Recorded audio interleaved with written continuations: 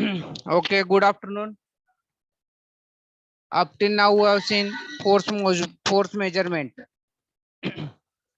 Now, today we will see torque and power measurement.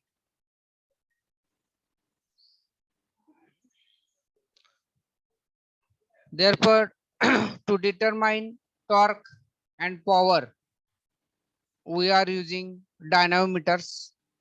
Therefore, first we will see transmission dynamometers. These are of the following types. First is torsion dynamometers, in which either the torque is directly measured using resistance strain gauges or angle of twist in the shaft due to the torque is measured, the former being called a torque meter and the latter a torsion meter. Second, belt dynamometer, and third, gear dynamometer. Now first is torsion dynamometers.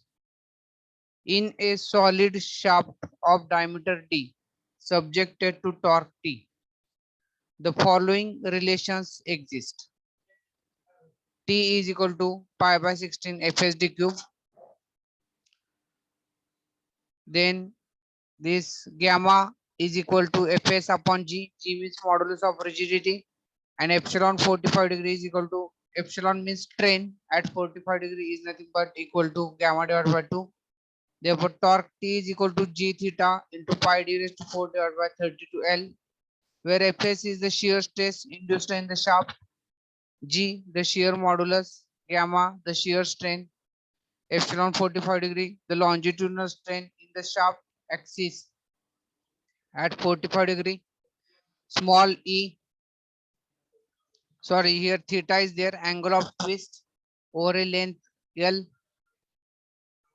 Then the shaft of a small d is the diameter of the shaft of outside radius DO and inner radius, outside radius RO and inner radius RI.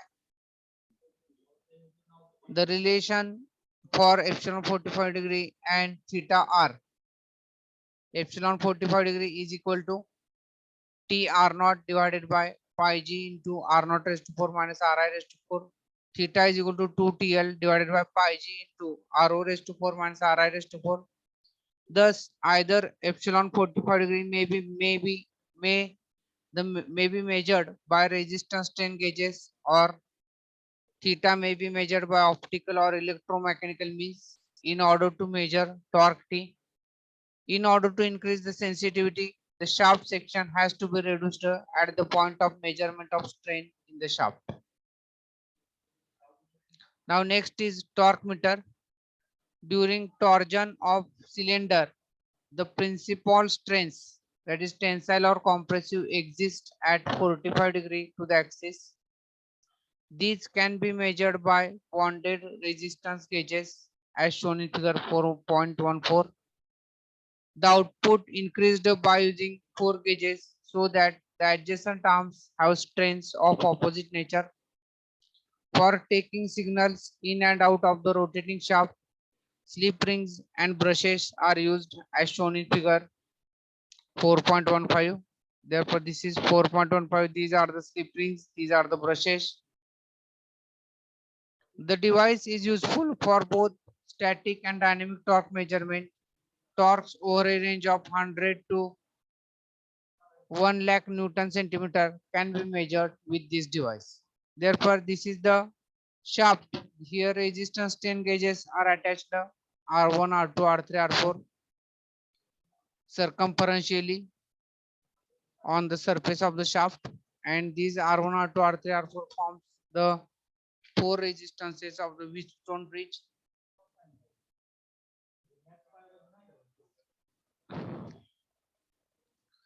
Now next is the slip ring arrangement in torque transducer.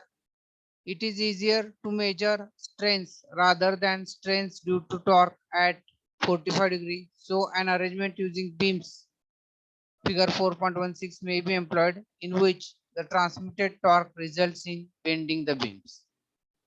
Therefore, this is strain gauge transducer using beams in bending.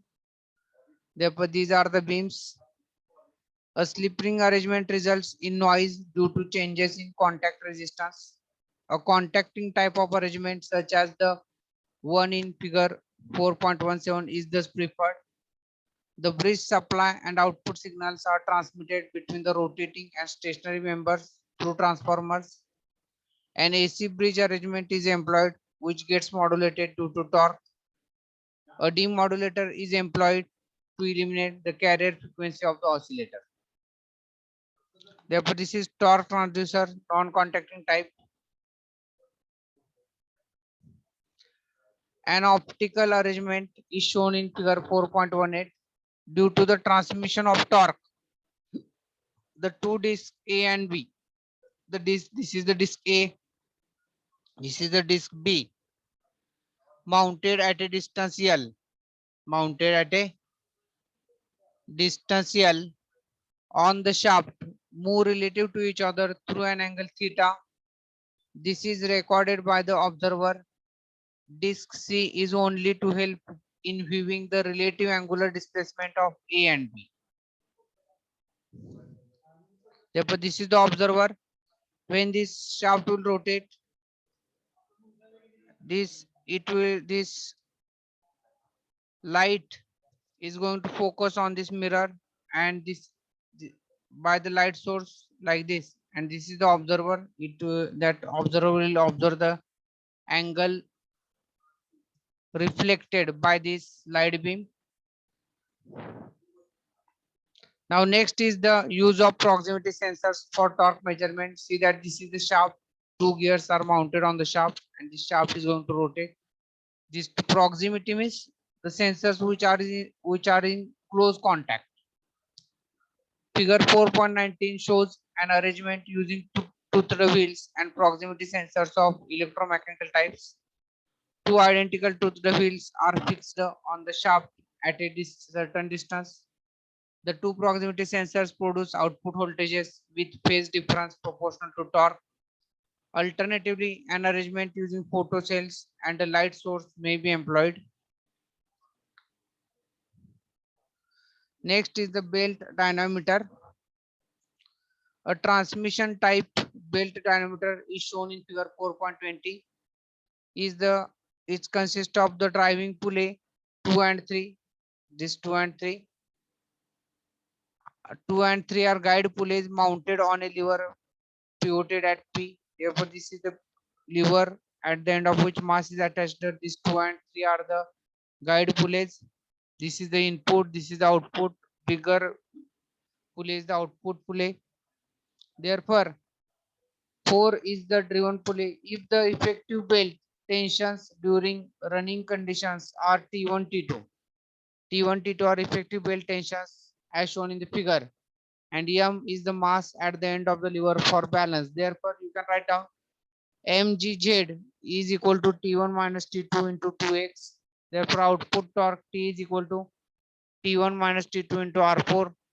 In this type of dynamometer, there is some loss of power due to bending and slipping of the belt. Now next is the gear dynamometer. See that this is the gearbox. It consists of the one shaft. Therefore, at the end of this shaft, this mass M is attached. Therefore, this type of arrangement shown in figure 4.21 is used for small power measurement. The input and output shafts are coaxial and rotate in the same direction. The gearbox casing is mounted on trunnions on the shafts in order to prevent the casing from rotating. An external torque is applied by mass M at distance R. If Ti and T0 are torques on the input and output shafts respectively, and the corresponding speeds are Ni and N0 with Q as the overall mechanical efficiency, then T0 N0 is equal to efficiency into Ti Ni. Therefore, T0 minus Ti is equal to mg into R. Therefore, Ti is equal to mgr into bracket and neta into Ni divided by N0 minus 1. Next is the driving type dynamometers. When a motor drives a driven member like a pump or a compressor, the motor can be used as both a driver and a dynamometer as shown in figure. Often DC motors are used for the purpose as speed regulation is easier. The frame of the motor is mounted freely on trunnion bearings. The torque reaction of the arm is balanced by external load. The load times the lever arm gives the magnitude of the driving torque supplied by the motor for driving the driven member. If V and I are the voltage and current inputs to the DC motor, power supplied to the driven member is V into I into efficiency, where efficiency being where theta being the efficiency of the drive. Therefore, this is driving dynamometer. Driving dynamometer means what? External motor is used to drive that dynamometer. That's why it is known as driving dynamometer. In that, first is now absorption dynamometers. These types of dynamometers absorb the energy after measuring it. These are of electrical generator type, AD current type, mechanical and hydraulic types. Now first is the electrical generator. In this type of absorption dynamometer shown in figure 4.23, a driver member like an engine under test drives an electric generator, the stator of which is solely mounted on trunnion or wholly mounted on trunnion. An arm attached to the stator frame balances the same. The armature supplies the required resistance that can be carried to, to change the. These may be for high powers. These may be used for high powers up to 5000 HP or even higher. Now this is AD current dynamometer. This consists of a toothed rotor attached to the shaft running inside the bore of a stator, the latter carrying field windings. The windings, when excited by DC current, set up a magnetic field that is concentrated near the rotor teeth. When the rotor rotates, AD currents are induced in the stator. The AD current field reacts with the main field, setting up a force on the rotor which tends to resist the driving torque. The stator is mounted on trunnions and the stator has a torque measuring arm. The power produced by the driver is dissipated as heat, which is removed from the dynamometer by a flow of cooling water. Therefore, this is now next is the mechanical absorption dynamometer.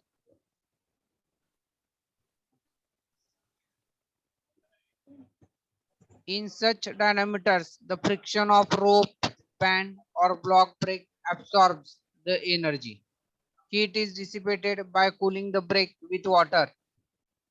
Figure 4.24 shows a rope brake, one end of which, this is the rope brake dynamometer, one end of which is connected to a mass. Here mass is attached to one end and other end to the spring balance. Due to rotation, frictional force is generated, inducing tensions at the two ends of the rope. EPS is the force in the spring balance. Torque T is equal to mg minus s into r being the pulley radius. Band and block brakes also operate on the above principle. In the former, a band brake with friction lining material passes over a pulley, while in the Prony type of block brake, the curved blocks are clamped on the pulley ring. Load is adjusted by varying tensions in the adjoining bolts. The lever floats between stops as shown in figure. If spring balance forces are S1 and S2, torque T is equal to S1 X1 plus S2 X2. Therefore, this is the for Prony dynamometers here. This is the lever. It consists of the two blocks, two wooden blocks. This is the rotating shaft or rotating pulley. And you can use this nut and bolt arrangement to tighten this block on this rotating pulley. These two stops are there. Now when this S1 spring balance S1 is at a distance of x1 from the center of the pulley, and spring balance S2 is at a distance of x2 from the center of the pulley. Therefore, when this shaft is going to rotate, this kinetic energy is absorbed by these two wooden blocks. Kinetic energy is absorbed by this wooden block, and therefore, according to that lever will move up and down, and because of this, we will get two readings at two spring balances S1 and S2, and we are getting the torque as S1 x1 plus S2 x2. This is the Prony brake dynamometer. Next is the hydraulic absorption dynamometer. In a hydraulic absorption dynamometer, as shown in figure 4.25, power is absorbed by fluid friction due to the braking action of the vortex produced by flow of water along a hill. This is brought about by the relative motion of the rotor with respect to stator or the casing of the dynamometer. The rotor and stator have cup-shaped pockets such that the path of the water is helix. The tendency of the stator to rotate is opposed by an arm on the stator with a balancing mass. The stator is freely pivoted on the bearings. The load is controlled by control of slice gates in the spaces between stator and rotor pockets. This control can be effected from outside and changes the braking effect between the rotor and stator. These dynamometers are commonly used in engine testing and high-speed, high-power apparatus or applications. There is no need to separate arrangement as control is usually by water as the coolant. Therefore, this is nothing but torque and power measurement.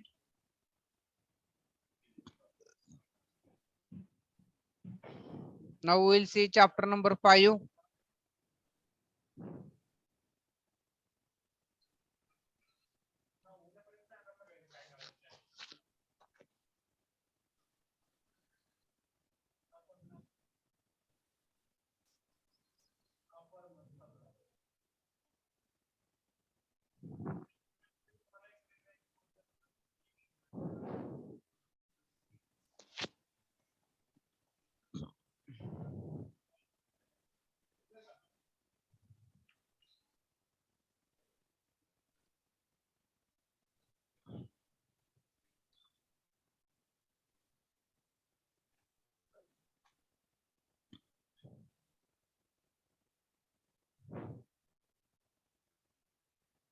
Okay. Now we'll see next chapter, that is chapter number 5. Pressure measurement and flow measurement. Now you are knowing that for measurement of pressure, we are using Gordon tube pressure gauge or that pressure indicator wherever you are seeing at in the sugar industry. It is mounted on the boiler surface or wherever that economizer, crystallizer to see the what is the inside pressure.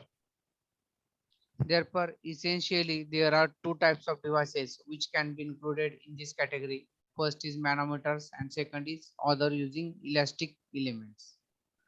Manometers are meant for measuring static pressures, while devices using elastic elements may be used for both static and dynamic measurements. A manometer is the simplest device for measuring static pressure. A simple U-tube manometer uses water, mercury, or any other suitable fluid. The difference in level CH between the two limbs is an indication of the pressure difference P1 minus P2 between the two limbs. If one of the pressures, say that applied to limb 2 is atmospheric, the difference gives the gauge pressure applied to limb 1. Therefore, H is equal to P1 minus P2 divided into rho G. Rho being the mass density of the liquid used in the manometer.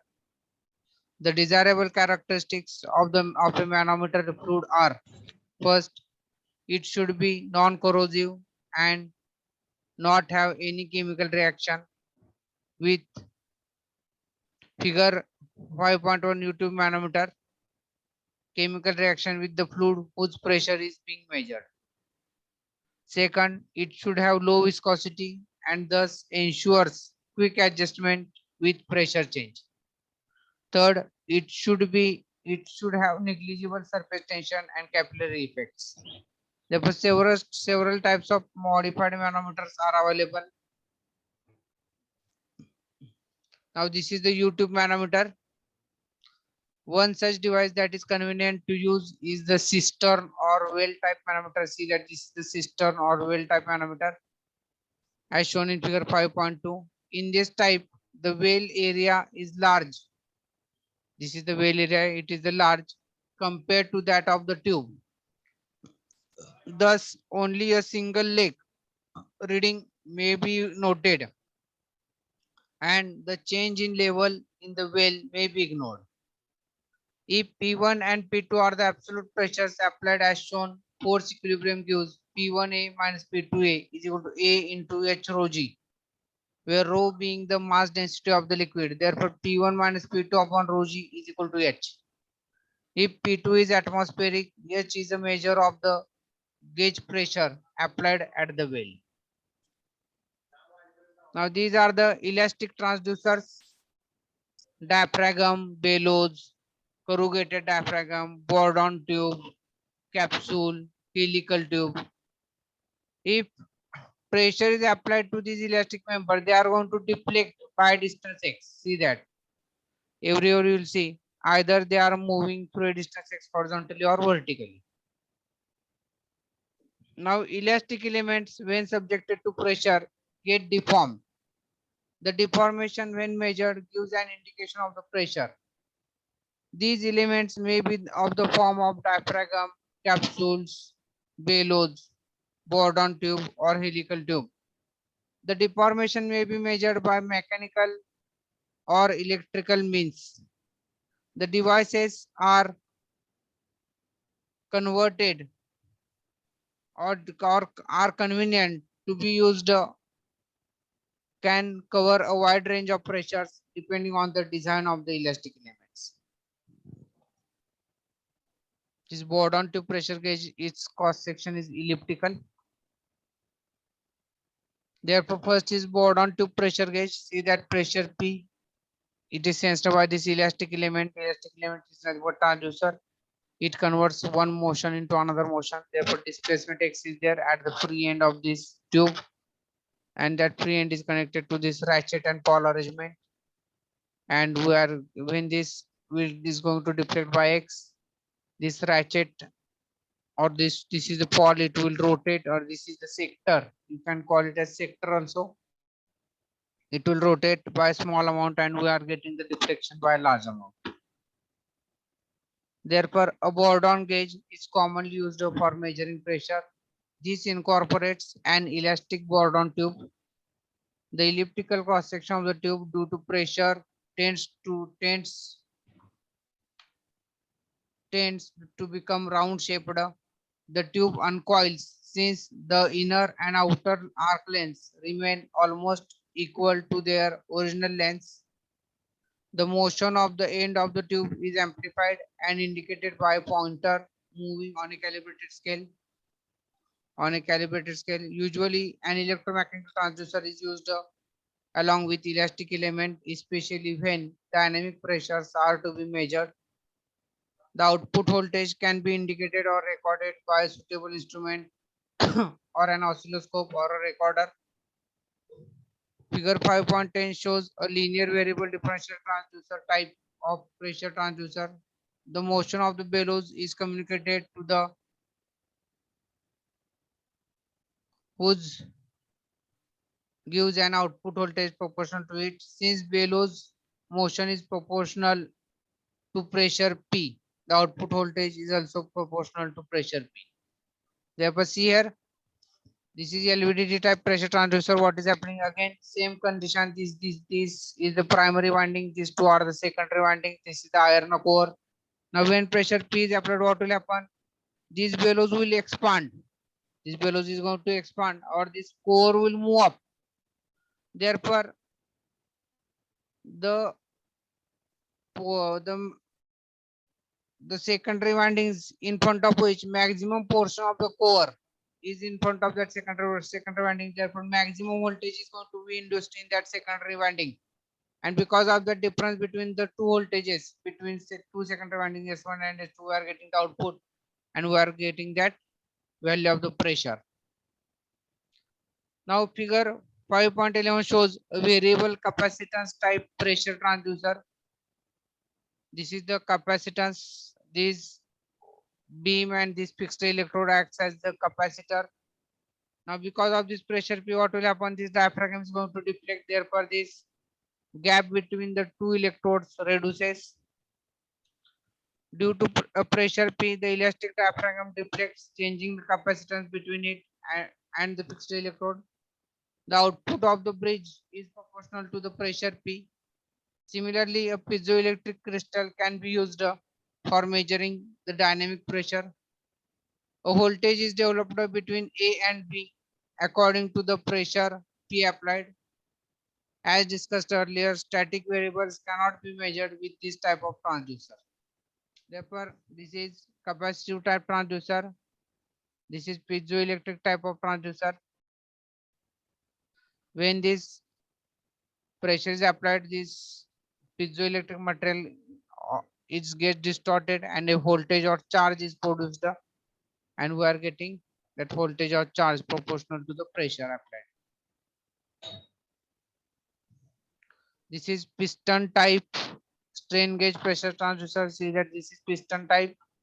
This is the seal. The strain gauges are mounted on the rod of the piston circumferentially. Therefore,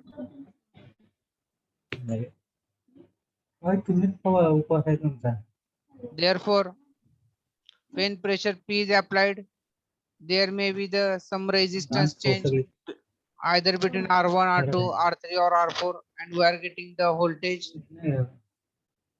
This is the strain gauge pressure transducer for measuring fluid pressure in the pipe. See that if fluid is flowing inside the pipe, this strain gauge transducer is there. If its velocity becomes slow, therefore this less pressure will be there. At that time, it will indicate pressure. If velocity will be high, more pressure will act on this strain gauge transducer. Figure 5.15 shows a strain gauge transducer in which the resistance gauges are bonded on a member which are strained longitudinally. This type of transducer can be used for high pressures. Figure 5.16 shows a strain gauge pressure transducer meant for measuring the pressure of a fluid in a pipe without disturbing the fluid. Strain gauge R measures the hoop strain in the pipe due to the pressure of the fluid. Except for the piezoelectric type, other transducers are discussed here can be used for both static and dynamic measurements. The advantages of the piezoelectric type transducer lies in its increased sensitivity and thus higher output for a given pressure change. Next is nothing but high pressure measurement for pressures above 1000 atmospheric. Special techniques have to be used. One such technique is based on the electrical resistance change of manganese, alloy of copper, nickel, and manganese, or gold chrome wire with hydrostatic pressure due to bulk compression effect. Figure 5.17 shows an outline diagram of this type of device. Usually the coil is enclosed in a flexible bellows, not shown in the figure, filled with kerosene for transmitting the pressure to be measured to the coil. The change in the resistance of the wire between A and B is measured by usual methods like Wheatstone bridge. Now next is the low pressure measurement. Units of vacuum measurement are torr and micron. 1 torr is a pressure equivalent of 1 mm of Hg, while 1 micron is 10 raised to minus 3 torr. Manometer and elastic element gauges can be used to about 0.1 torr. Below these ranges, other types of vacuum gauges are needed. Now, the first is the Mac-Liot gauge. This is used between 0.01 and 1000 microns and is a modified mercury manometer. It operates on the principle of compressing a known volume of low pressure gas to a higher pressure and measuring the resulting volume change. The unknown pressure source is connected to the gauge as shown in figure 11.25, and mercury level is adjusted so that the pressure source fills the bulb B and capillary C. Mercury is then forced out of reservoir A up in the bulb and reference column R. When the level reaches the cutoff point F, a known volume of gas is trapped in the bulb and capillary. Next is the thermal conductivity gauge or Pirani gauge. See that this is the platinum element, this is the vacuum. It consists of a platinum filament enclosed in a chamber as shown in figure 5.19. The wire forms an arm of a Wheatstone bridge. The temperature of the wire for a given magnitude of current depends on the rate of heat dissipation, which in turn depends on the conductivity of the surrounding medium and hence its pressure. Thus, with change in pressure of the medium, the temperature and hence the resistance of the wire changes, which can be measured by using the Wheatstone bridge.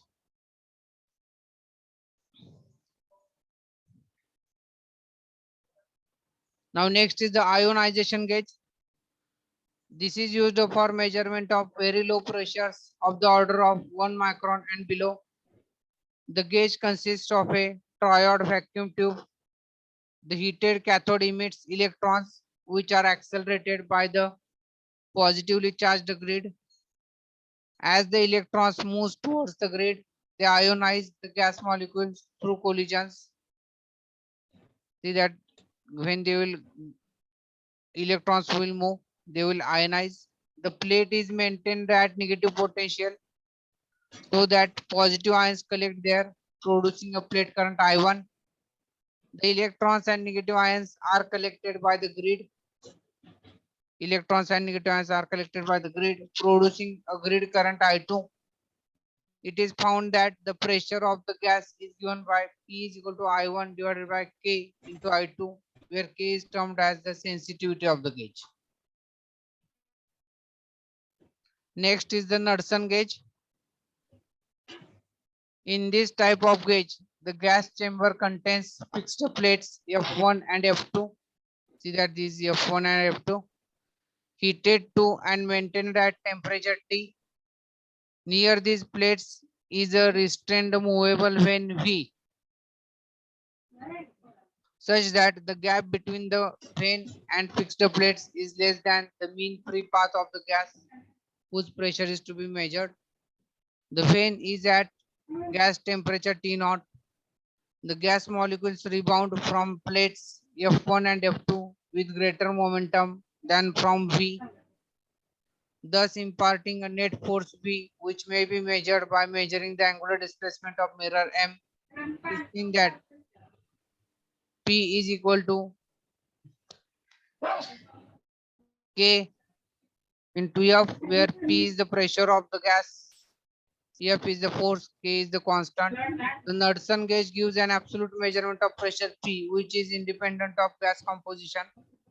It can cover a range of pressures from 10 raised to minus 8 to 10 raised to minus 2 torr. Therefore, this is the Knudsen gauge. Therefore, we have covered torque measurement, power measurement, and this pressure measurement. I think now we will stop here. Thank you very much. We will stop here.